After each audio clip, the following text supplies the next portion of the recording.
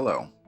Let's take a few minutes to go over some of the basics of insurance coverage as it relates to the kidney transplant process. It is absolutely crucial that you maintain adequate insurance coverage during all phases of the transplant process. The average bill when you are admitted for a kidney transplant is over $150,000. When you add in the cost of follow-up visits and medications, you'll quickly see why it is so important to have insurance. It's also important to know how your current insurance coverage works, what it covers and doesn't cover, so you can make informed financial decisions. In the resource section of your educational brochure, there is a guide that explains having a conversation, as well as some questions to ask of your insurance company to get this information. Again, it is important that you know what your potential out-of-pocket costs are going to be. This will help inform you when you are making the decision of signing up for Medicare and whether or not you might need to plan a fundraising event. We cannot place you on the transplant waiting list if you do not have a financial plan in place that satisfies the full spectrum of care required by the procedure. Without this plan, you could be left waiting for financial reasons, which means you would not be called in for a transplant if there is a problem with your insurance coverage or financial plan. If this were to happen, your financial coordinator would be in touch with you to let you know what is happening and what steps you need to take to correct the situation. During this time period, you would still receive credit for any time accumulated on the waiting list. You just would not be called in and receive a transplant during that time period. You might have enough insurance coverage to be evaluated for transplant, but not necessarily enough to move forward for the transplant itself. We typically see this problem for patients who are enrolled in Medicare and do not have any kind of supplemental or secondary insurance. If you are in this situation, your financial coordinator will be in touch and let you know what steps you need to take. It is also absolutely essential that you notify your financial coordinator of any insurance changes that occur while you are waiting for a transplant. It is not enough to provide the information to hospital registration. You also need to report it to your financial coordinator as soon as possible. Our workload is based on the last name of the patient in the alphabet. Here are the 4 names of our kidney transplant coordinators, their phone numbers, and what letters of the alphabet they handle. The University of Michigan signs contracts with many, but not all, insurance companies for its transplant care, and these contracts do change from time to time. Since you are currently being evaluated, your financial coordinator has determined that your current insurance would approve you to be listed for a transplant at our hospital. However, if your insurance coverage changes while you are on the waiting list to one that does not have a contract signed with the University of Michigan, you might have to transfer your care elsewhere. In that case, you would not lose any time that you have already accumulated on the waiting list at the U of M. That time could transfer with you to another center. This situation doesn't happen very often, and it is important to know that it is beyond our control if your insurance company insists on transferring your case somewhere else. For patients enrolled in an HMO plan, it is important to make sure that you have referrals in place for all of your appointments. Your financial coordinator will make sure that any referrals needed for your evaluation and for the transplant procedure itself are in place. However, following your transplant, you should be in contact with your primary care office to ensure that referrals are in place for all your follow-up appointments. Let's take a few minutes and talk about Medicare and how it fits into the kidney transplant process. Many people think of Medicare as only being for the elderly or disabled, but you also have the right to use Medicare at certain times for kidney transplant and dialysis. You might be eligible for this Medicare program if you have worked in your lifetime and paid into the Social Security system. You need to have accumulated enough of a work history or work credits in order to qualify. However, Social Security does make exceptions for family members. So, for example, a child or a spouse may be able to qualify using their family member's benefit if they do not have enough of a work history on their own. In order to apply for Medicare, you will need to obtain a copy of what's called a 2728 form. Depending on your circumstances, you will either get this form from your dialysis center if you are applying while on dialysis, or we may give you this form a few weeks following your transplant. If you are on dialysis prior to transplant, you would need to obtain this form from your dialysis unit. Once you have the form, you will need to take it to your local Social Security office where they can help activate your Medicare coverage for you. When Medicare begins, again, depends on your individual circumstances. For patients who are on hemodialysis, Medicare can begin on the first day of the 4th month of treatment. For patients who have elected peritoneal dialysis, you are entitled to have Medicare begin the first day of the month that you receive your first peritoneal dialysis run. That coverage can go retroactive. And for patients who have elected not to sign up for Medicare while on dialysis, or were never on dialysis at all, you can sign up for Medicare following your kidney transplant,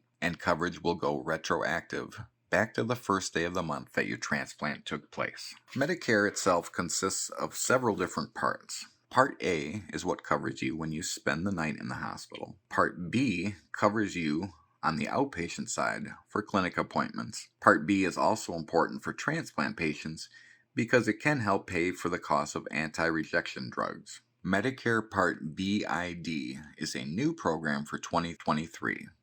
It only covers anti-rejection medications and only if you have no other insurance. We'll talk a little bit more about that program shortly. Medicare Part D is for outpatient prescription drugs. If you do not have employer group prescription coverage and you are signing up for Medicare, you would need a Part D plan. However, if you do have prescription coverage through an employer, Part D is not needed. Now, there are some costs you need to be aware of when considering Medicare. Part A itself is usually free of charge for those who qualify. But when Medicare is your primary insurance and you are admitted to a hospital, there is a $1,600 deductible. This amount would be either billed to you or to whatever secondary insurance coverage you have in place. Medicare Part B has some costs you should be aware of. First off, there is an annual deductible of $226. In addition, and more importantly, there is a monthly premium associated with Part B. For most people, that amount is $164.90. However, for those patients who might be in higher income brackets, it is possible that that monthly premium can be higher. For the new Medicare BID program, for 2023, the monthly premium is $97.10. For Part D Medicare, we typically see monthly premiums range anywhere from $30 to $100 a month, depending on the level of coverage that you select. When you are ready to sign up for Medicare, there are some important considerations to be aware of related to health savings accounts. You will be unable to contribute any further to your HSA without significant tax implications if you have Medicare. You should consult with your HSA benefit manager as well as a tax consultant if you have any concerns or questions. Coordination of benefits relates to how Medicare works with your current insurance coverage. For patients who are enrolled in another government program, such as Medicaid, Children's Special Health, or TRICARE, you must sign up for Medicare as soon as you qualify, and Medicare would be your primary insurance throughout the entire process. For patients who have group or employer-based insurance, Medicare would begin by being your secondary coverage for a time period of 30 months or 2.5 years. During this time period, we can bill Medicare for any annual deductible, coinsurance, or copays that are left over after your primary employer insurance pays. This can help to save you money. Many of our patients ask when they should apply for Medicare, and the answer is based on your particular situation and your insurance. We tried to create a simple formula for patients to keep in mind, which is the amount of $2,200. This amount is what you would pay for 2023 in order to have Medicare. It consists of 12 months of Part B premiums, as well as meeting the annual deductible. Now, if your out-of-pocket expenses after your employer insurance pays are in excess of $2,200, you would save money by signing up for Medicare. Again, we can bill deductibles, coinsurance, to Medicare. However, if in talking to your insurance you find that your annual out-of-pocket costs will be significantly less than $2,200, you may be able to wait and not sign up for Medicare right away. However, once you receive your kidney transplant, it is important that you activate your Medicare coverage as soon as possible, both parts A and B. This ensures that you have the best amount of coverage available moving forward. How long Medicare will last? If the only reason you have Medicare is that you were on dialysis and or received a kidney transplant, then ESRD Medicare ends 3 years following a successful kidney transplant. In the meantime, if you were to turn age 65 or become disabled, it is possible that you could keep Medicare. However, if you are under 65 and not disabled, you should plan on losing Medicare again at 3 years following a successful kidney transplant. The new Medicare BID program pays only for anti-rejection medications following a kidney transplant. If you had Medicare at the time of a previous kidney transplant and now find that you have no current insurance coverage, you can enroll in Medicare BID, which will offer long-term coverage for your transplant medications. You are only entitled to this program as an option of last resort, meaning if you find that you do have insurance coverage at some point down the line, you would be required to call and disenroll yourself from the program. The phone number below, 877-465-0355, is a dedicated phone number specific to the Medicare BID program. If you have any questions, feel free to contact them for any further information. Patients also ask us if they have enough insurance. Now, generally speaking, if you have group insurance and have prescription drug coverage and also enroll in Medicare, your situation during the transplant process should be excellent. However, if you're enrolled in Medicare now and this is your only insurance, you're going to need a supplemental or Medigap policy. For patients living in the state of Michigan, Blue Cross Blue Shield offers a Medigap policy that pays 100% of charges after Medicare and is relatively inexpensive. We also suggest this Medigap plan for any patients who might have a Medicaid spend down, which amounts to a monthly deductible. Most Medicaid spend downs are in the range of $400 to $1,000 a month, so you would save money by paying for a supplemental policy rather than trying to meet your Medicaid deductible each and every month. If you do not have prescription drug coverage and have Medicare, we will need you to choose a Part D plan in order for you to have coverage for medications. For the Affordable Care Act, if you find that you do not have insurance at some point, you can obtain a policy through the healthcare.gov website. Michigan Medicine also has ACA accredited counselors who can guide you through the enrollment process. If you need assistance or have questions, you can call them directly at 877-326-9155. Some other considerations: be careful when signing up for Medicare Advantage plans. Medicare Advantage has become a popular choice in recent years. You probably see the commercials each fall during Medicare's open enrollment. But before choosing one of these plans, we recommend that you should call and see how anti-rejection medications are covered. Not all Advantage plans are the same, and you could find yourself owing a lot of money for anti-rejection meds. For any patients who are currently receiving assistance through the AKF, you need to be aware that that assistance will end following a successful kidney transplant. In addition, we have listed a couple of organizations that are fundraisers for transplant patients. If you, when examining your situation, are concerned about whether you not have enough money to pay for everything, we would recommend that you contact one of the two groups listed below.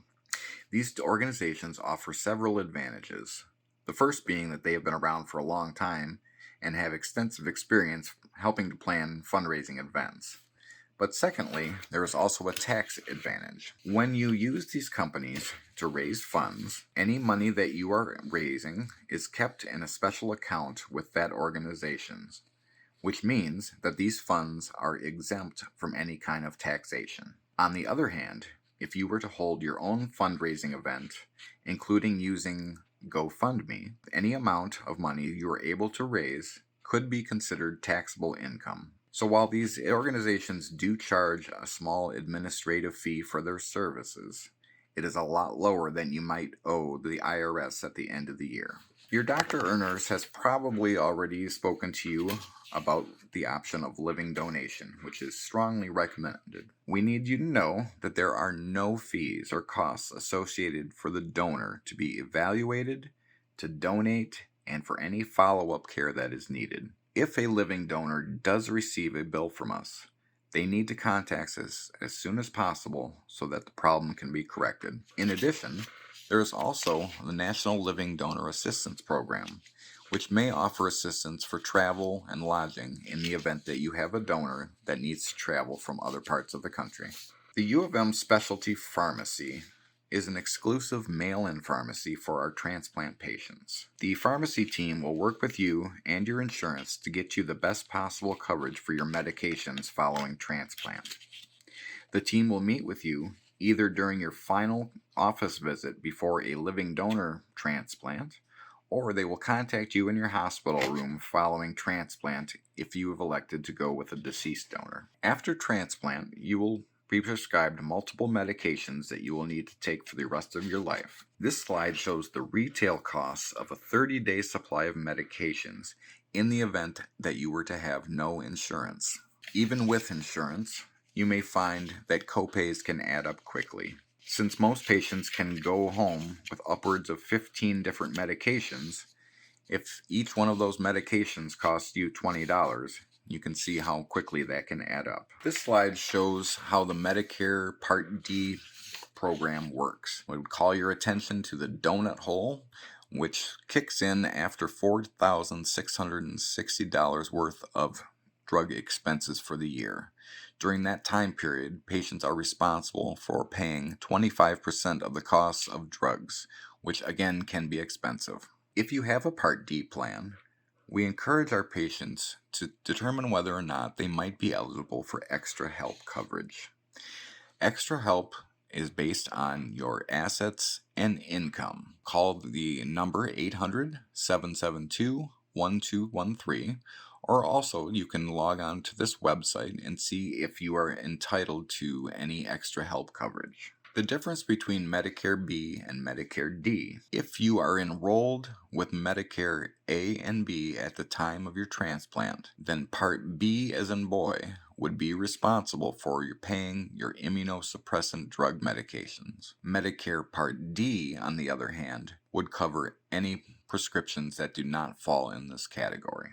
For any patients who utilize the VA, they might be able to provide you medications following transplant.